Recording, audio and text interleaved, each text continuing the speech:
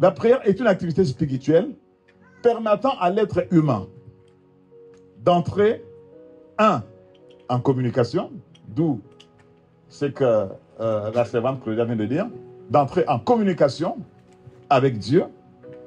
2, d'être en communion avec Dieu, qui est le Père de tous ceux qui ont le Christ en eux. Vous me direz, mais alors, dans ce cas, ceux qui n'ont pas le Christ en eux ne peuvent pas prier. Si, mais ils prient pas de la même manière que toi et moi. Alléluia. Nous avons lu le verset qui nous dit que nous venons faire des prières comment? Par l'Esprit. Ça veut dire que la prière, ce n'est pas simplement le fait de débiter des paroles, le fait de dire des choses à Dieu. En fait, la prière a pour base, a pour élément essentiel la personne du Saint-Esprit. C'est l'Esprit de Dieu qui nous amène à prier. C'est l'Esprit du Seigneur qui prie en nous, qui nous amène, qui nous inspire, qui nous permet justement de savoir prier. Vous savez, on prie en fonction de nos besoins de foi. Je vais peut-être anticiper le message, mais nous devons savoir aussi qu'il y a des prières qui sont le fruit des besoins que Dieu éprouve, n'est-ce pas? Vous me direz, mais comment? Vous savez par exemple que quelqu'un comme Anne, elle a fait une prière qui a répondu aux besoins de Dieu. Alors qu'elle-même, elle avait un besoin. Pendant des années, elle a prié pour un besoin qu'elle avait. Elle était stérile, elle n'avait pas d'enfant. Elle avait besoin d'avoir un enfant. Et pendant des années, la Bible nous dit qu'elle partait à Silo, là où il y avait les sacrificateurs, Élie à l'époque. Oui, Élie à l'époque. Et il partait chaque année avec son mari, Elkana, pour prier. Elle priait pour un sujet précis, parce qu'elle avait un besoin. Elle n'avait pas d'enfant, donc elle priait pour que la stérilité soit brisée et qu'elle puisse avoir des enfants. Et toutes les années, elle priait. Mais un jour, elle est rentrée dans une autre dimension de prière. En fait, une dimension de prière qui consistait à exprimer dans la prière le besoin que Dieu avait.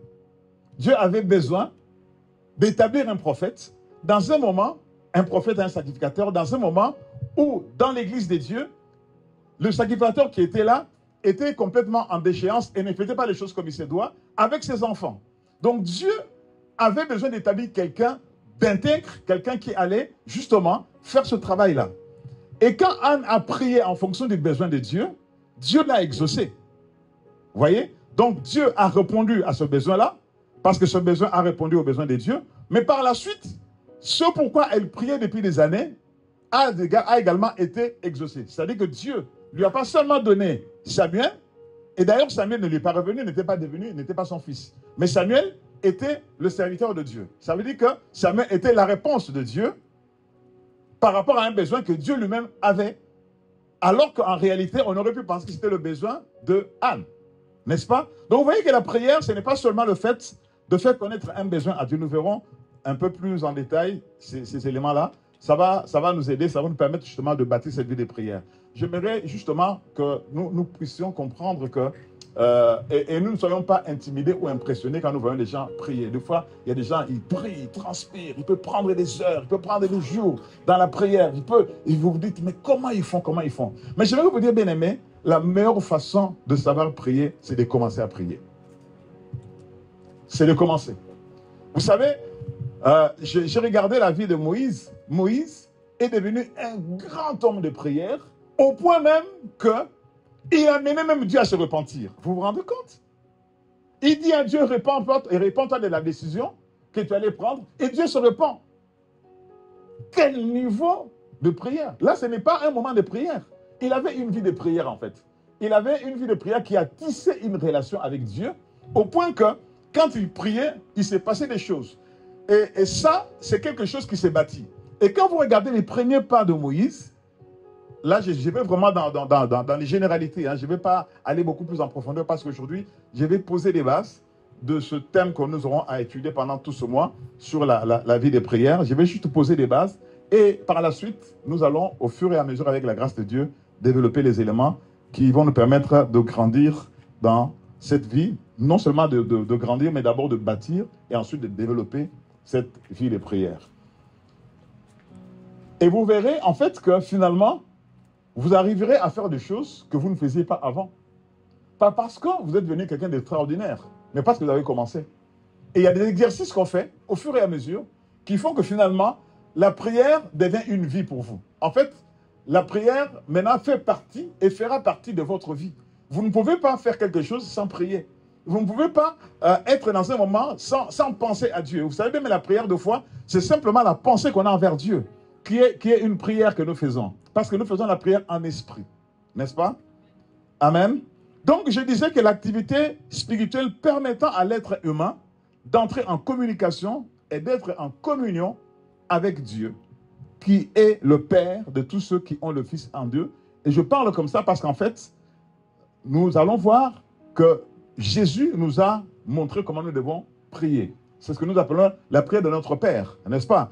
Mais en fait, dans cette prière-là, le Seigneur n'était pas en train de prier, mais il nous a donné des pistes, des repères, des éléments qui nous doivent nous permettre de pouvoir bâtir une vie de prière, de pouvoir savoir comment prier. Et quand il parle, il dit même dans cette prière-là que la prière est une communication et la prière est une communion. Vous voyez, il dit quand vous devez prier, nous sommes dans Luc 11, versets 1 à 2, dit dites. Vous voyez, quand vous devez prier, dites. Donc, la prière, c'est avant tout une communication. Vous voyez, notre Père, et là on parle de Père, on parle de quelqu'un avec qui on a une relation. Vous voyez, en fait, tout le monde prie Dieu, mais tout le monde ne prie pas le Père. C'est ça la différence, et c'était la particularité que nous avons. C'est-à-dire que nous, la prière, ce n'est pas simplement une invocation. Mais c'est en plus de ça, un moment de communion. Et c'est là que nous verrons justement que la prière ne consiste pas seulement à demander des choses, mais aussi à faire certains types de prières qui n'ont rien à voir avec des demandes ou avec des besoins personnels que l'homme a sur le plan physiologique, sur le plan financier, sur le plan matériel ou sur le plan, je dirais, comment je peux dire ça, physique. Amen. Donc, deux éléments clés quand on parle de la vie de prière, il y a la communication et la communion entre deux êtres. Alors, il s'agit d'abord de l'être humain. L'être humain est avant tout un esprit. Est-ce que tu sais que tu es un esprit? Amen. En fait, le corps que tu as là n'est qu'une enveloppe. Mais en réalité, tu es un esprit. Un esprit qui a une âme et qui a un corps, qui habite dans un corps. Et donc, c'est l'esprit de l'homme qui lui permet d'être en communication et en communion avec Dieu. Et vous voyez que chaque fois que la parole de Dieu nous parle de la communication et de la communion avec Dieu, cela est toujours rattaché au Saint-Esprit ou à la personne du Saint-Esprit. On parle de l'esprit de l'homme et on parle de l'esprit de Dieu. Vous voyez, quand on parle par exemple de la communication, ici nous venons de lire, la Bible nous dit, au travers de l'apôtre Paul, que nous devons faire toutes sortes de prières par l'Esprit, par le Saint-Esprit, pour être dans la communication. Et Jésus dit, à propos de l'adoration, que nous devons faire quoi? Adorer en esprit et en vérité. Donc, c'est l'esprit de l'homme. Alors, vous devez savoir une chose bien aimée, c'est que l'esprit de l'homme est comme une antenne. Et quand je parle de la prière, souvent, je fais une analogie avec le téléphone. Vous voyez, le téléphone, tout à l'heure, la servante Kétia a parlé du dialogue. Quand on parle du dialogue, on parle de deux personnes. Il y a comment on appelle ça? Comment je peux dire ça? Il y a un locuteur et un interlocuteur. Il y a une personne qui parle et une personne qui entend. Il y a une personne qui émet un son, un message, et l'autre qui reçoit. Et de part et d'autre.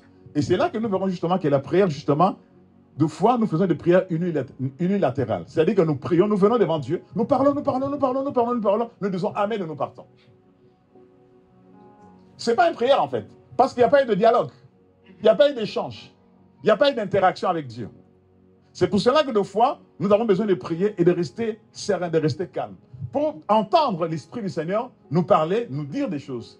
Et de fois, dans cette sérénité-là, Dieu viendra nous parler, pas à l'instant même, mais il viendra nous parler dans un songe, dans une vision, au travers de quelqu'un. Tu sentiras dans ton esprit que Dieu est en train de répondre à la prière que j'avais faite. Ou Dieu est en train de me parler par rapport à ce que j'avais exprimé ou ce que j'avais demandé. Alléluia. Donc retenez toujours ce principe-là dans la prière, c'est un dialogue.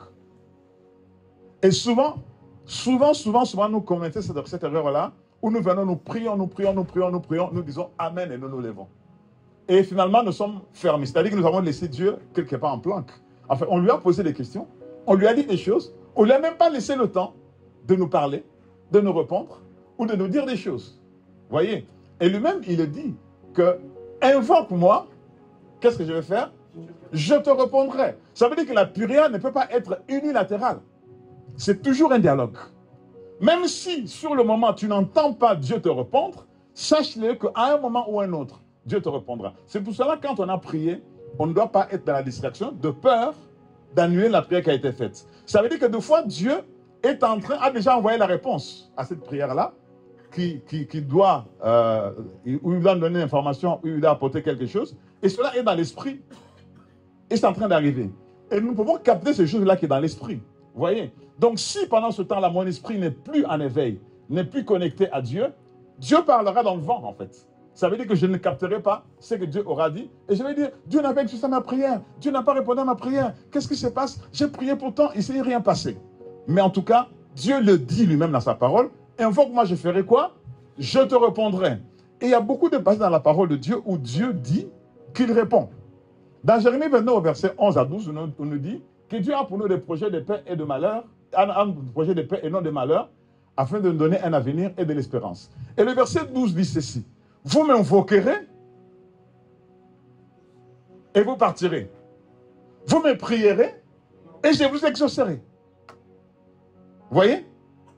Dieu parle de projet, et quand il parle de projet pour la vie de quelqu'un, tout de suite après, il parle de la prière. Vous voyez? Ça veut dire qu'il y a des choses que Dieu sait concernant ta vie, il y a des choses que Dieu a conçues concernant ta vie, que tu peux savoir que quand tu auras prié, il te dira ce que tu dois faire, dans quelle direction tu dois aller. Il y a des choses que tu dois faire que tu ne connais pas. Parce que chacun de nous ne se connaît pas. Et Dieu a toujours dit, a toujours démontré que tout ce qui concerne la vie de quelqu'un a déjà été arrêté dans sa préscience, avant même que la personne ne vienne en vie. C'est pour cela, des fois, vous voyez, il y a certains enfants, avant qu'ils naissent, un des parents a fait un songe où Dieu lui a montré ce que sera un enfant, ce que sera cet enfant-là, un garçon, une fille, ce que sera sa vie. Vous savez, par exemple, pour Jean-Baptiste, avant sa venue, Dieu est parti parler au travers de l'ange à son père, Zacharie. Zacharie était en train de faire quoi? Il était en train de prier. Il était en train de prier. Vous voyez? Dieu est venu lui parler au travers de l'ange en lui disant même des détails précis sur cet enfant-là qui n'était pas encore né, en sachant que la femme de Zacharie, qui est Élisabeth, était stérile. Donc, pendant des années, ils ont prié, l'enfant ne venait pas. Dieu vient parler de l'enfant qui allait naître en donnant des détails sur sa destinée. Clair et précis. Il s'appellera Jean. Déjà, le nom est connu. Il sera grand devant le Seigneur. On sait que ce sera quelqu'un qui sera élevé. Le Seigneur lui donnera l'esprit et la puissance de Élie. Il va opérer comme Élie dans l'Ancien Testament. Qu'est-ce que Élie a fait? Élie a travaillé pour le réveil en Israël. Élie a travaillé pour la conversion des âmes qui étaient dans l'idolâtrie pour revenir à Dieu. Exactement comme le fera Jean-Baptiste. Repentez-vous car le royaume des cieux est proche. Il préparait le chemin du Seigneur. Vous voyez? Et il dit quelque part, beaucoup se réjouiront de sa naissance.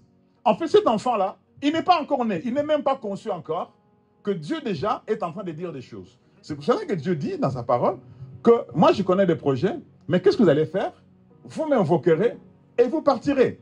Donc avant de partir, il faut d'abord consulter la personne qui a conçu le projet. Vous me prierez et il dit quoi? Je vous exaucerai. Donc il dit, vous m'invoquerez et je vous répondrai.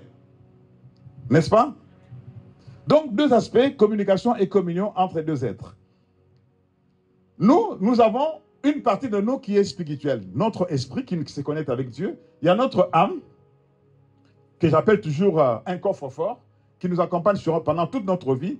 Toutes les interactions qu'il y a entre notre esprit et notre corps est toujours stocké dans notre âme.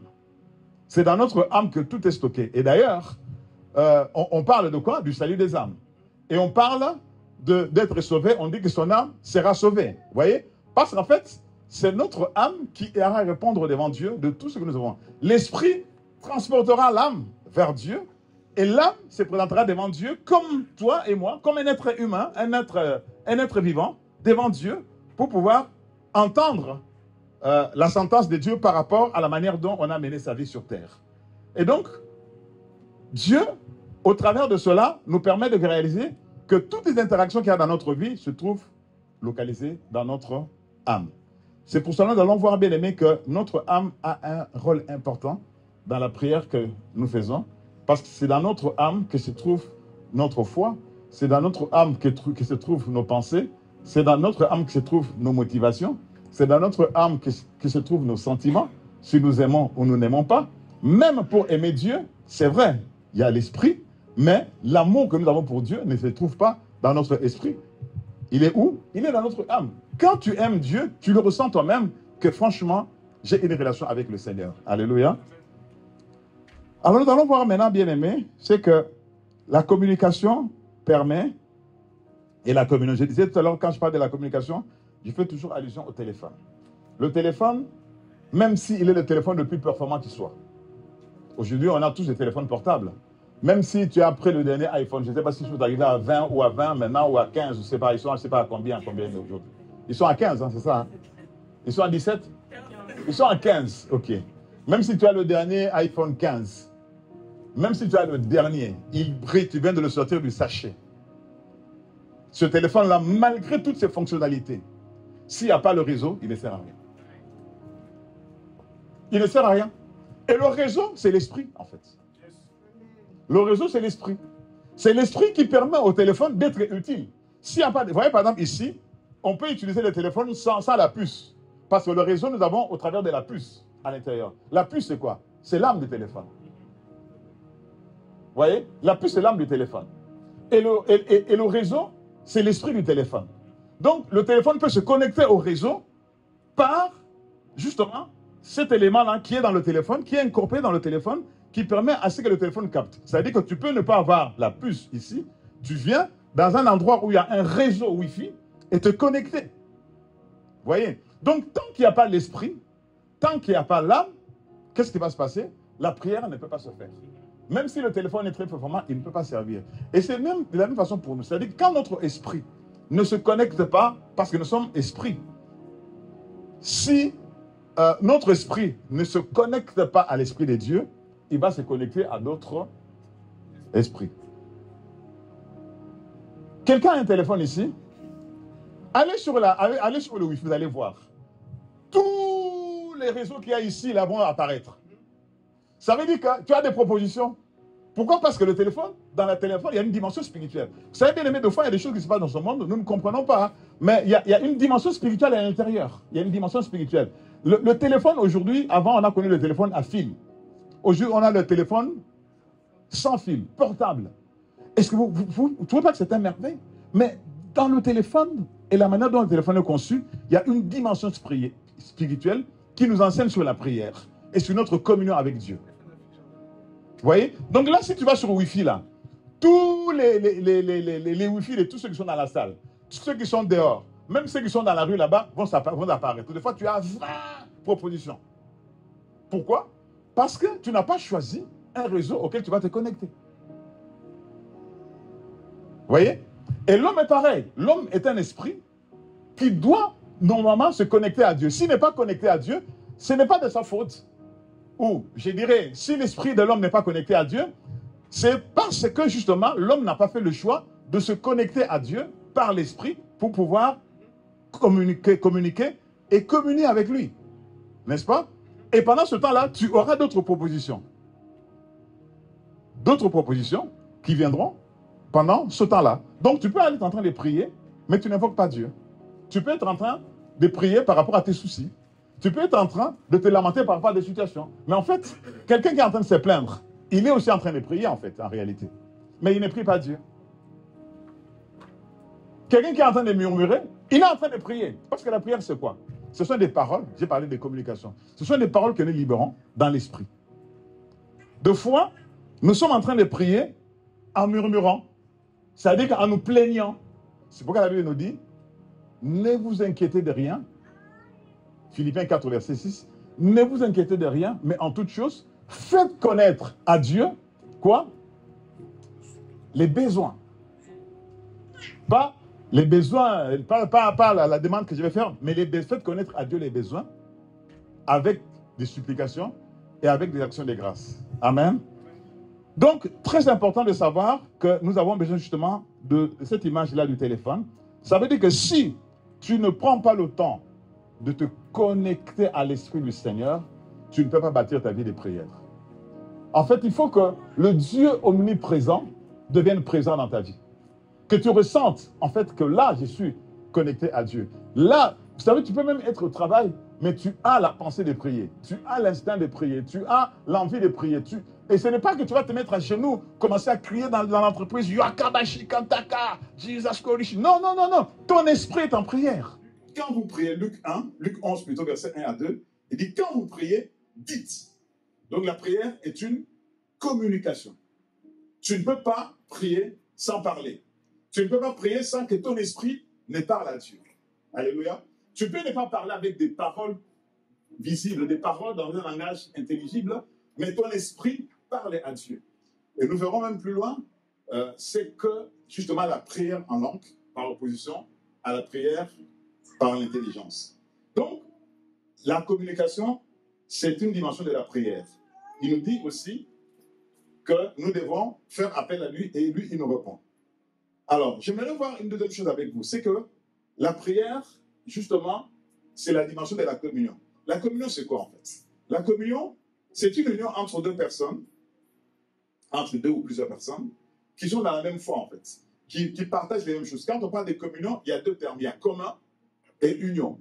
Quand on parle de commun, on dit on montre quelque chose que deux personnes partagent. C'est-à-dire que dans la prière, quand nous venons devant Dieu, dans la dimension de la communion, il y a des choses que nous devons partager avec Dieu. Vous voyez?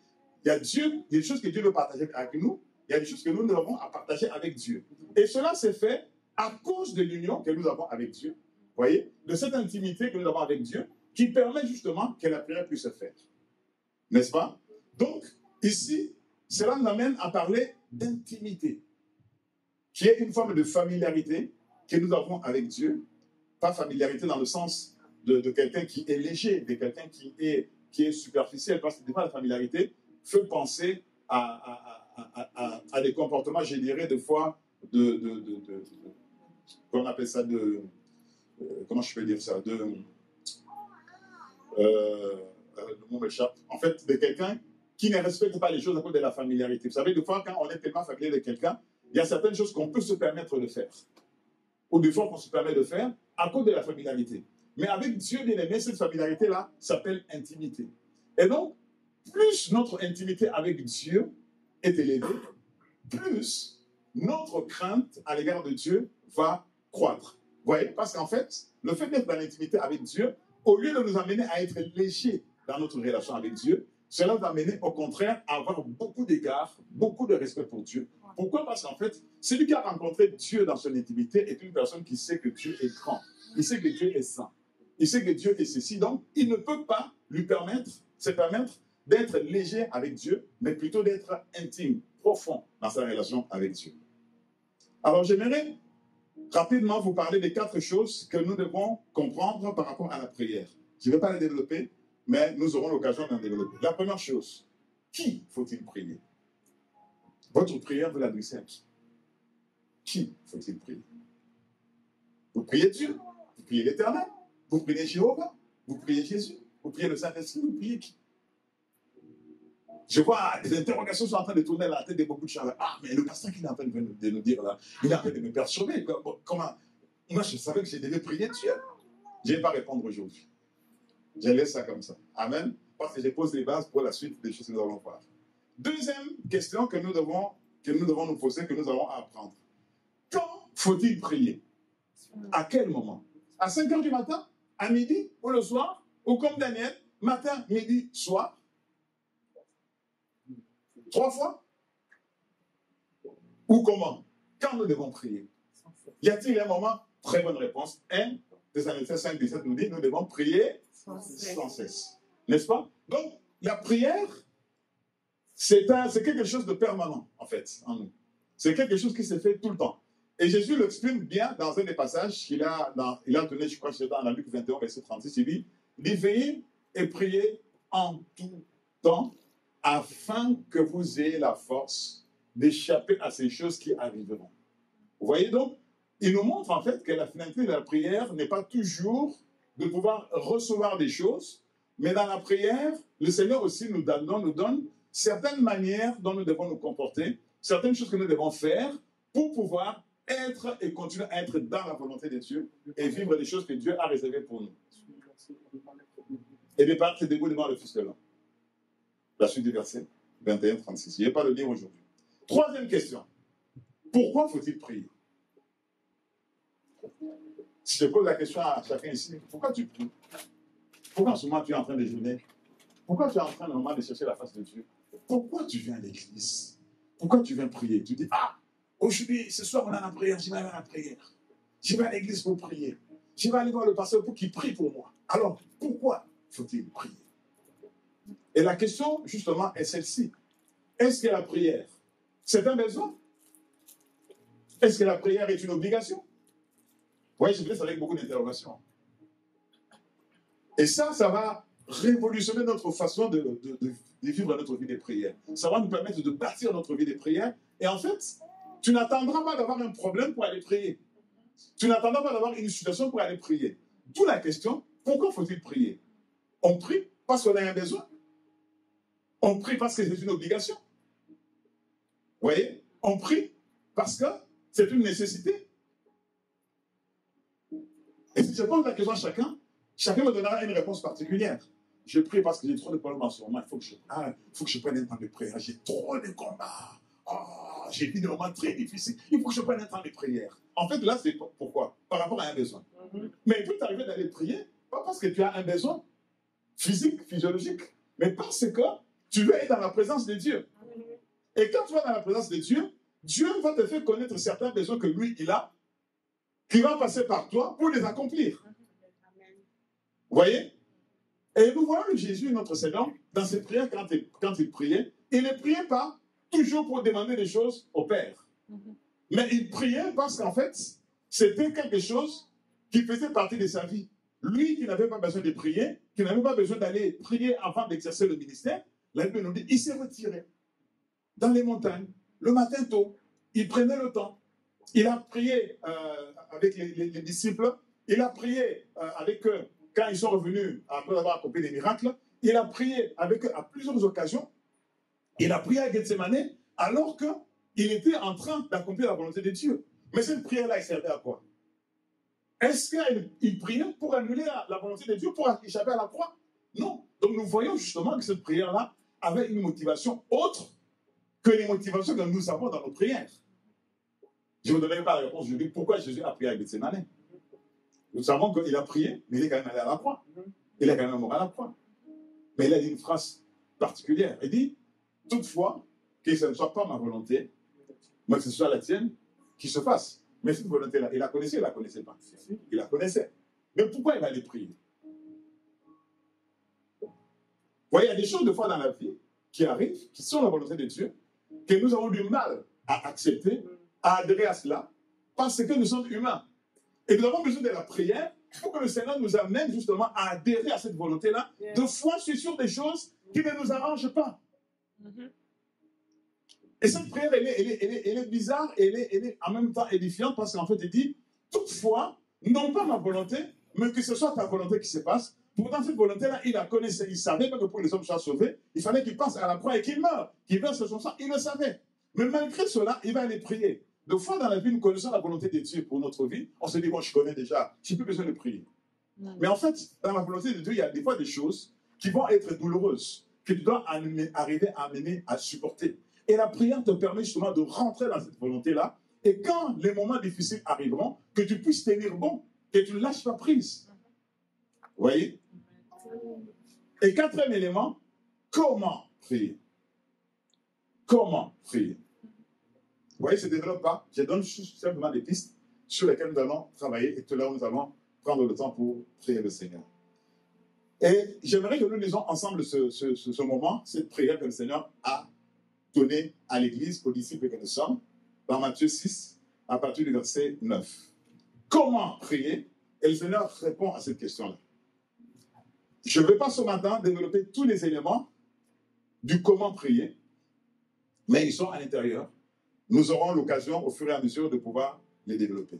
Il est dit ceci, Matthieu 6, verset 9, il dit, voici donc comment vous devez prier.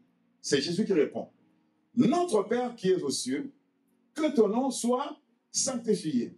Là-dedans, il y a un ensemble de choses dont on peut parler par rapport au type de prière. Ici, le Seigneur énumère certains types de prières que nous devons faire systématiquement. quand nous sommes devant le Seigneur. Verset 2, verset 10. Que ton règne vienne, que ta volonté soit faite sur la terre comme au ciel. Dans la prière, nous appelons le règne du Seigneur. Dans la prière, cela nous permet de rentrer dans la volonté de Dieu, de pouvoir la saisir, de pouvoir la supporter, de pouvoir marcher selon la volonté de Dieu. Alléluia. Verset 12, 11. Donne-nous aujourd'hui notre pain quotidien. Verset 12. Pardonne-nous nos offenses comme nous pardonnons aussi à ceux qui nous ont offensés. 13. Ne nous induis pas en tentation, mais délivre-nous du malin, car c'est à toi qu'appartiennent dans tous les siècles le règne, la puissance et la gloire. Amen. Et je saute maintenant, je vais au verset 17, au verset 16. Au verset 16, le Seigneur nous dit ceci. Lorsque vous jeûnez, donc ça veut dire que dans la prière, il y a aussi les jeûnes. Il y a des gens, des fois, qui font des polémiques aujourd'hui, qui disent qu'un chrétien de nouveau n'a pas besoin de jeûner. Mais en fait, Jésus, dans la parole, dans le Nouveau Testament, a à plusieurs endroits parlé du jeûne, en fait. Et donc, les gens qui disent qu'il ne doit plus jeûner parce que Jésus a jeûné 40 jours, 40 nuits avant de commencer le ministère, ils sont complètement à côté. Le Seigneur a dit aux gens qui lui avaient posé, mais pourquoi tes disciples, ils ne jeûnent pas, alors que les disciples des gens jeûnent tout le temps? Il leur a répondu ceci. Il dit, est-ce que on peut se lamenter de l'époux quand il est avec vous? Il dit, un jour, l'époux vous sera enlevé et vous jeûnerez ce jour-là. Ça veut dire qu'il parlait du jeûne après que Jésus soit crucifié, ressuscité et enlevé au ciel. Effectivement, Jésus nous a été enlevé. On l'a plus sur la forme physique. Il a été enlevé. Mais pourtant, le Seigneur parle du jeûne en ce temps-là. Ça veut dire que le jeûne ne s'est pas arrêté après les 40 jours qu'il avait fait sur la croix. Vous voyez? Donc, les gens qui font des polémiques sur ça, simplement, ils veulent embrouiller les gens. Ils veulent t'empêcher de pouvoir faire ta prière avec jeûne, parce que la prière avec jeûne, c'est encore une autre dimension de la prière. Elle a son importance. Vous savez, il y a certaines situations dans la vie qui ne demandent pas seulement de prier de façon simple, mais qui demandent justement de prier en jeûnant, parce que dans les jeûnes, il y a une dimension de consécration qu'on a, il y a une dimension de concentration qu'on a, il y a une dimension, je dirais, d'élévation spirituelle qu'on n'a pas forcément quand on est dans une prière normale. Vous savez bien aimé, le fait de ne pas manger, d'assujettir le corps, permet à l'esprit de s'élever spirituellement. Vous remarquerez une chose, quand vous commencez un jeûne, généralement, au début, c'est très difficile. Au bout d'un certain temps, vous aurez l'impression en fait que même quand l'heure de couper le jeûne est arrivée, vous n'avez pas faim. Ou vous n'avez pas envie de manger. Pourquoi? Parce qu'en fait, au fur et à mesure que vous avancez, votre esprit s'élève. Ça veut dire que la chair commence à être brisée. Au point que tu ne te soumets plus au désir de la chair, parce que spirituellement, tu progresses. Et souvent, les gens qui font des jeûnes longs, à la fin, à un moment donné dans le jeûne, tu vas te rendre compte en fait que, des fois même pour manger, tu ne manges pas grand-chose. Tu manges juste un petit pain, tu sens que tu es rassasié. Tu ne vas pas rester dans la gloutonnerie en fait, que tu vas prendre un gros bol de riz. Pendant que tu es en train de prier avant de couper le jeûne, tu as déjà préparé une grosse casserole de riz. Ça, c'est peut-être au début. Mais à un moment donné, plus tu avances spirituellement dans ton jeûne, plus ton esprit s'élève. Et la chair se brise au fur et à mesure. Et cela te permet de rentrer dans une dimension encore beaucoup plus élevée spirituellement. Et ici, il dit ceci. Lorsque vous jeûnez, ne prenez pas un air triste, comme les hypocrites qui se rendent le visage tout défait. En fait, les gens ne doivent pas savoir que tu es en train de jeûner. Ne doivent même pas voir que tu es en train de jeûner. Il y a des gens, quand tu jeûnes, les cheveux sont en pétard. Ah, il n'a même pas le temps de se laver. Il est bouloukou, comme ça, quoi. Voilà, quoi. Je suis en train de jeûner, c'est bon. Le Seigneur dit ceci, ne prenez pas un air triste. Pourquoi tu es comme ça? Ça fait 30 jours que je suis dans le jeûne. C'est pourquoi. Parce que les gens ont vu que tu étais triste. Tu leur expliques pourquoi tu es triste, parce que tu es en train de jeûner. Ne prenez pas un air triste, comme des hypocrites qui se rendent le visage tout défait pour montrer aux hommes qu'ils jeûnent. Je vous le dis, en vérité, ils reçoivent leur récompense. Mais quand tu jeûnes, parfume-toi. Prends le dernier parfum que tu as acheté à 120 € là. À 120 € là. Que tu mets quand tu pars dans les soirées là. Les soirées bizarres là. Quand tu pars dans les soirées bizarres là, tu sors le dernier parfum que tu as acheté à 150 €. Tu te parfumes. Le Seigneur dit, mais quand tu es même en train de jeûner, tu te parfumes. Tu passes devant quelqu'un. Mais cette fille là, elle est bien parfumée. Je vais l'inviter au restaurant. Non, j'ai pas le temps, monsieur, pour ça. J'ai pas le temps pour ça. Ça veut dire que le parfum que tu dégages est un parfum qui n'est pas naturel, qui est un parfum spirituel. Le Seigneur dit, parfume-toi. Parfume-toi quand tu jeûnes. Donc, il y a un état d'esprit qu'il faut avoir. Il y a une manière d'être qu'on a quand on est en train de prier. Parce que cette prière-là, elle a une dimension particulière. Alléluia.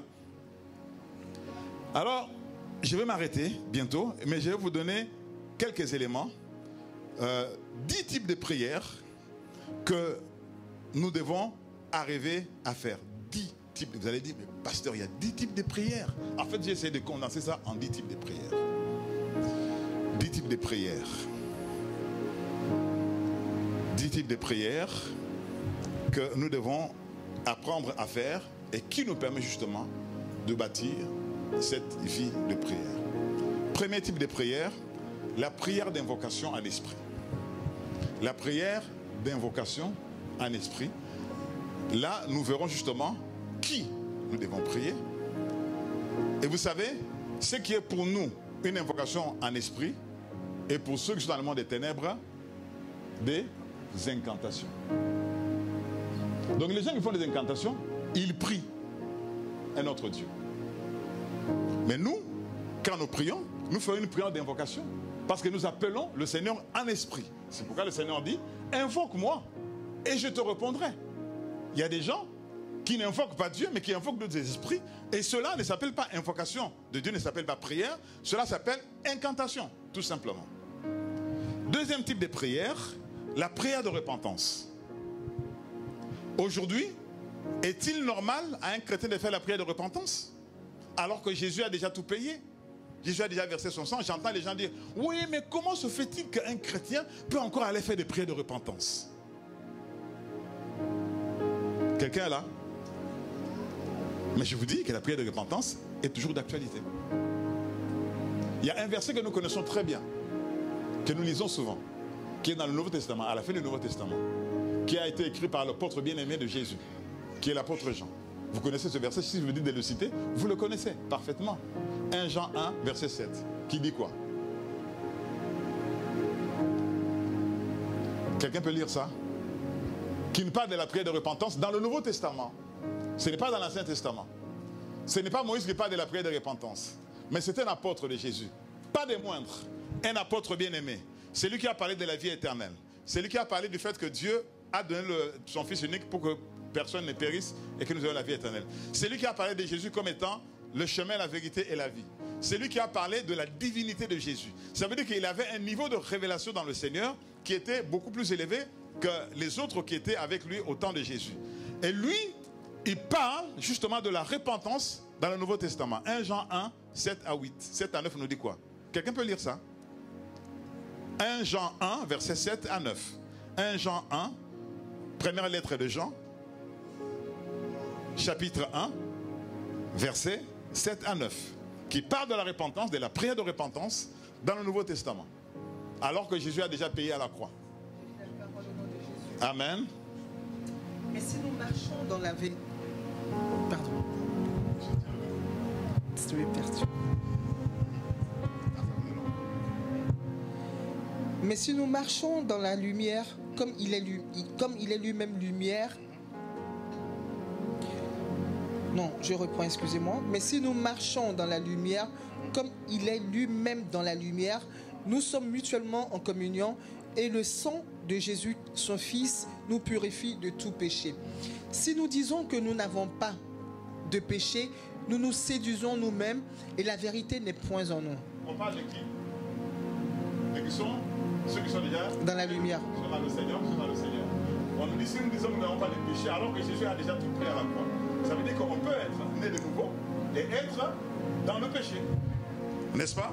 Vas-y. Regardez la suite. Verset 9. Si nous confessons nos péchés, il est fidèle et juste pour nous les pardonner et pour nous purifier de toute iniquité. Si nous disons que nous n'avons pas péché, si nous disons que nous n'avons pas péché... Reprends le verset 9. Le verset 9 dit quoi? C'est pas ouvert le micro. Le verset 9 dit quoi? Le verset 9 dit, si nous confessons nos péchés, voilà, il est fidèle et juste pour nous les pardonner et pour nous purifier de tout péché. Ok. Vous voyez, le verset 9 dit quoi? Si nous faisons quoi? Nous confessons nos péchés. Mais ici, le verset, il n'est pas dans l'Ancien Testament. Et on voit que ce verset-là est rattaché à la personne de Jésus-Christ parce qu'on parle de son sang et on parle de l'œuvre qu'il a accomplie à la croix. Ça veut dire que Jésus peut avoir accompli l'œuvre à la croix, mais les chrétiens que nous sommes, l'enfant de Dieu, le fils de Dieu que nous sommes, nous avons encore besoin de faire la prière de repentance. Voilà pourquoi quand nous faisons la prière, bien-aimés, nous prenons toujours ce temps de repentance. C'est très important. Et la Bible nous montre une chose, c'est que la repentance permet de faire quoi? De retisser la communion avec le Seigneur. Vous voyez?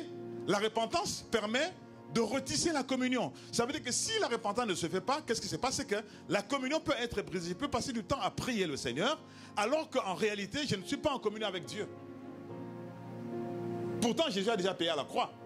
Mais ce passage-là nous montre que nous avons besoin de repentance, bien qu'étant dans le Nouveau Testament, parce que cette repentance est rattachée à la personne de Jésus, à l'œuvre qu'il a croix et l'a accomplie, parce qu'on nous dit que le sang de son Fils Jésus nous purifie.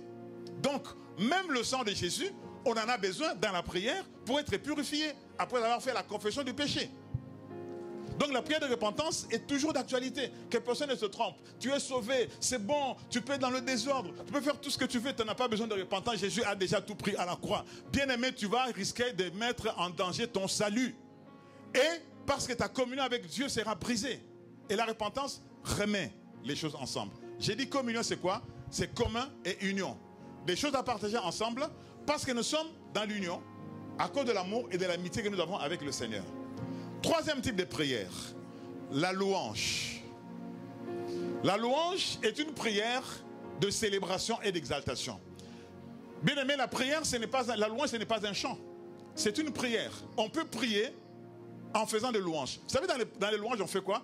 On vante les mérites de Dieu. Ça veut dire qu'on élève le Seigneur, on célèbre le Seigneur. C'est une prière qui est très très très forte et puissante. Vous savez, quand tu es souvent dans les combats spirituels, les louanges ont toute leur importance et tout leur impact dans les prières que nous faisons dans les moments des combats spirituels. La louange est une prière, ce n'est pas seulement un cantique. C'est pour cela, bien aimé, n'attendez jamais d'avoir la musique pour louer le Seigneur.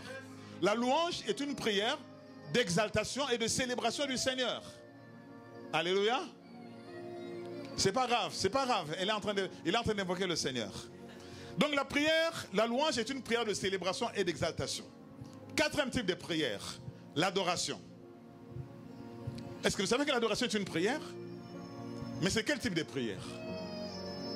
C'est une prière de contemplation et de communion. Dans l'adoration, nous contemplons la gloire du Seigneur, nous contemplons le Seigneur dans l'esprit. C'est pourquoi le Seigneur nous dit qu'on recherche des vrais adorateurs, ceux qui adorent en esprit. C'est-à-dire que ton esprit, tu es sur terre en tant qu'humain, mais ton esprit voit le Seigneur dans sa gloire, voit le Seigneur dans une autre dimension, parce que l'adoration nous amène à la contemplation. C'est une prière de contemplation. Dans cette prière, tu ne demandes rien à Dieu. Tu es simplement en train de contempler Dieu. Tu es simplement en train de communier avec Dieu.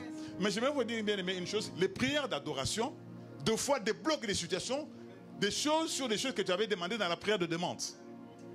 La Bible nous montre clairement, c'est pendant l'adoration que toutes les prières des saints qui étaient en attente ont été présentées devant le trône de Dieu. Vous voyez? Cinquième type de prière, la prière de supplication. Il y a des gens qui disent, est-ce qu'on peut supplier encore Dieu? Nous sommes des fils de Dieu. Tu ne peux pas supplier Dieu. Dieu c'est ton Père. Rentre dans la maison et prends les choses. Est-ce que vous savez que Jésus a supplié Dieu? Ça va vous choquer. Allez lire la prière sacerdotale. À un moment donné, Dieu dit ceci. Jésus dit ceci. Père, je t'en prie. Père, je t'en prie. Ou je te supplie, en fait. Vous voyez? De ne pas les retirer de ce monde, mais de faire quoi? De les préserver du malin. Au lieu que Jésus prie, Satan, je t'ordonne de ne plus toucher à un seul enfant de Dieu. Mais Jésus prie en suppliant le Père pour que le diable ne nous touche pas et que Dieu nous protège. Ça paraît bizarre, hein? Vous voyez, même Jésus a fait des prières de supplication. Est-ce que vous savez comment Isaac est venu au monde? Prière de supplication de... Vous savez comment, plutôt, Ésaü et Jacob sont venus au monde? Prière de supplication de leur père Isaac, qui était pourtant le fils de la promesse, qui avait un capital de prière de son père Abraham, qui était un grand intercesseur, un homme de Dieu. La Bible nous dit que sa femme était stérile. Qu'est-ce que Isaac a fait? Isaac a supplié Dieu. Et Dieu l'a exaucé et a amené 2 enfants qui étaient dans son ventre, dans le ventre de sa femme, qu'on a appelés Ésaü et Jacob. Genèse 26. 6e type de prière, la prière de demande. Celle que nous faisons souvent.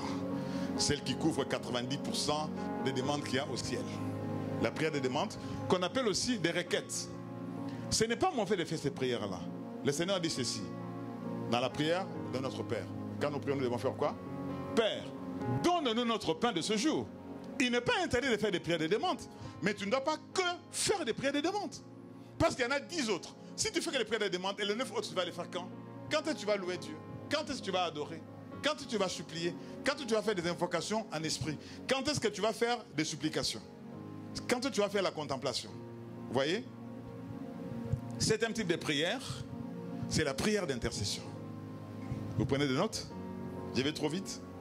Je reprends. 1. Prière d'invocation. 2. Prière 1. Prière d'invocation en esprit.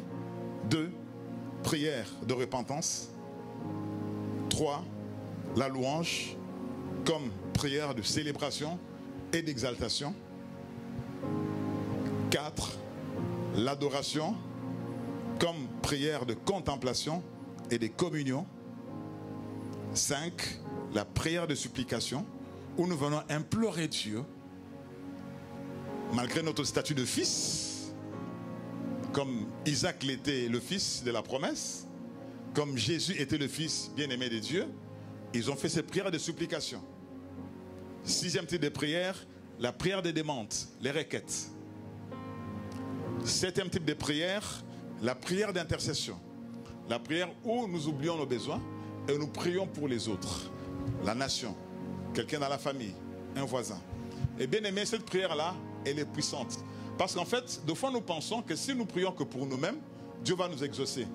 Il y a des gens que Dieu exauce ou répond à leurs besoins parce qu'ils ont été dans l'intercession. Et d'ailleurs, aujourd'hui, la prière que Jésus fait, c'est quoi? C'est une prière d'intercession à la droite de Dieu le Père.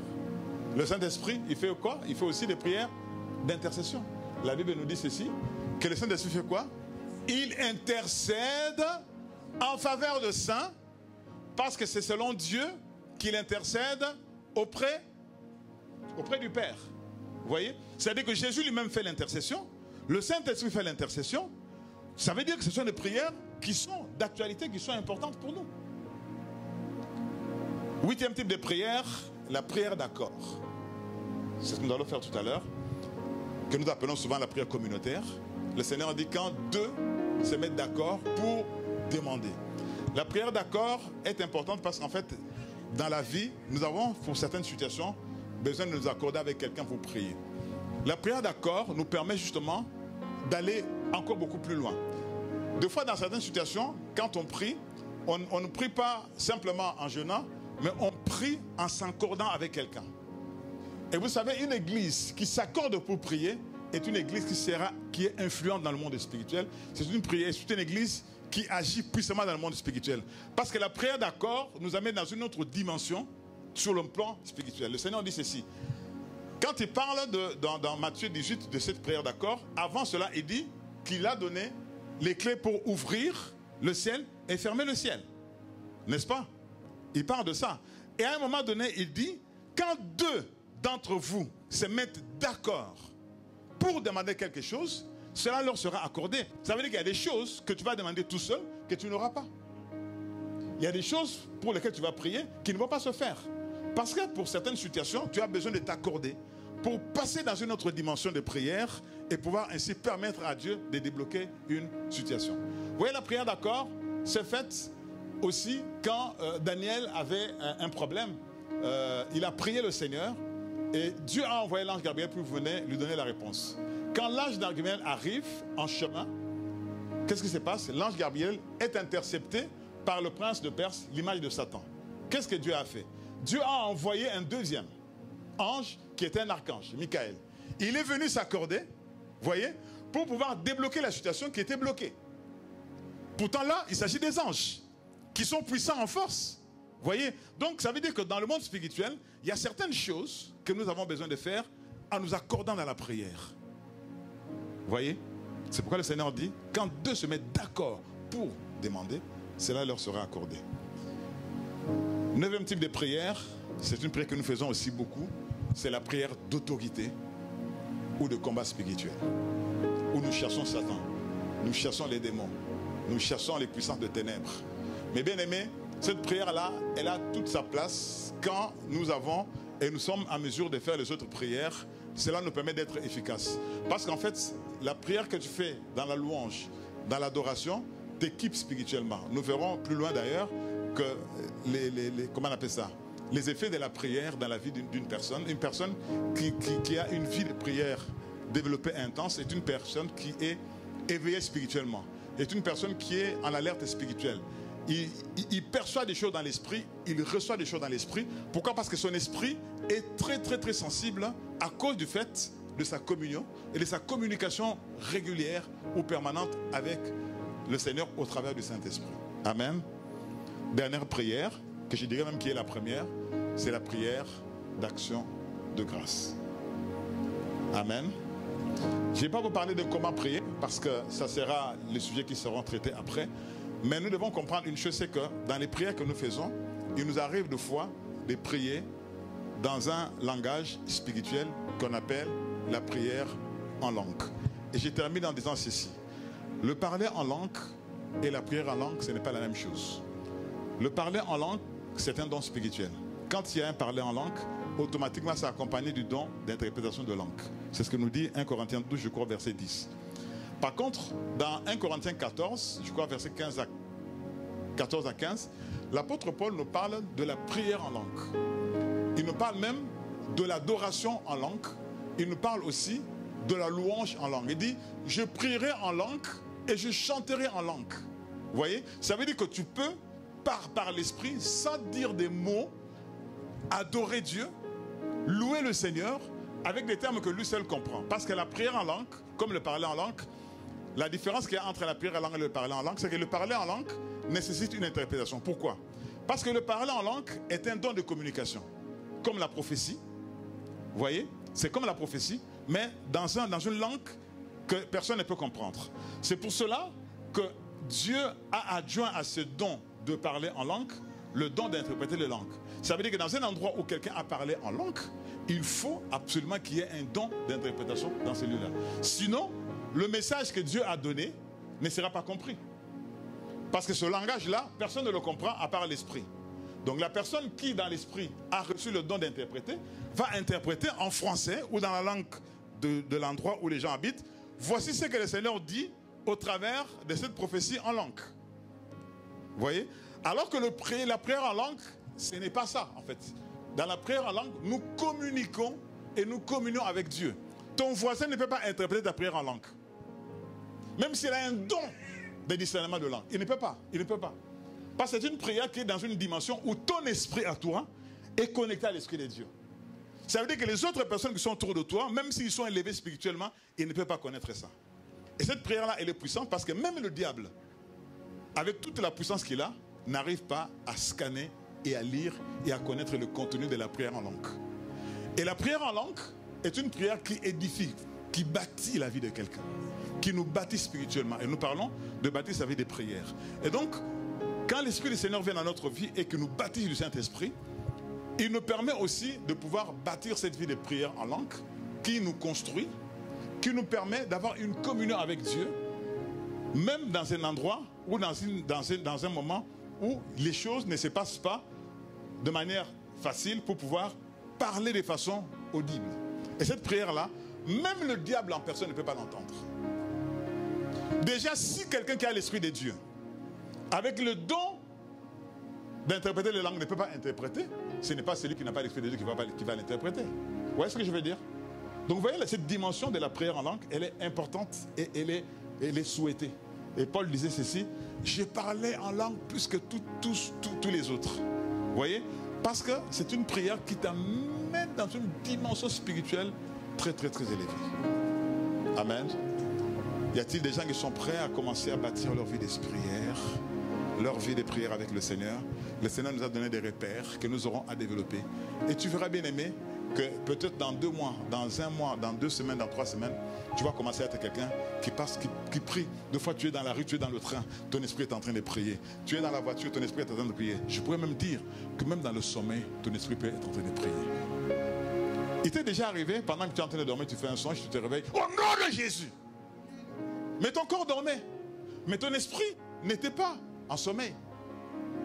Ton esprit n'était pas en sommeil. Vous voyez, il y a une prière que je fais souvent le soir quand les gens doivent aller prier. J'ai dit, j'interdis toute visitation maléfique et je prie le Seigneur qui vous visite dans des songes, dans des visions, par son esprit. Parce que si tu es attaqué dans ton sommeil et que ton esprit est en éveil, tu peux mener le combat spirituel. Alors que spirituellement, tu n'es pas debout. Alors que physiquement, tu n'es pas debout, mais spirituellement, ton esprit est en éveil.